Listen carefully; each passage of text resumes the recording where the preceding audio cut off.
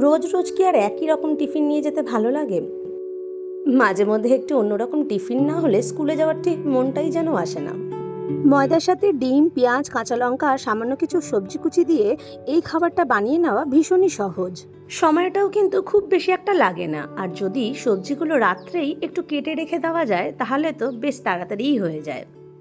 3 cup মতো ময়দার সাথে পেঁয়াজ, কাঁচা লঙ্কা আর গাজর কুচি আমি দিয়ে দিয়েছিলাম। ঘরে ধনেপাতা আর ক্যাপসিকাম ছিল না, তাই দিতে পারিনি। তা না হলে ওটা দিলেও বেশ ভালোই একটা ফ্লেভার আসে।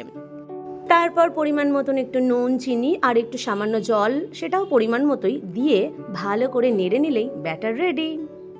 তারপর ফ্রাই প্যানে গরম তেলের ওপর ব্যাটারটা দিয়ে ভালো করে ভেজে তুলে নিলেই টিফিন রেডি। একটু বেশি মুচমুচে করে খেতে হলে একটু বেশি তেলে ভাজতে হবে, তা নাহলে একটা কম তেলেও করা যায়। ব্যাস, আমিও খুশি, আমার ছানাপোনারাও খুশি।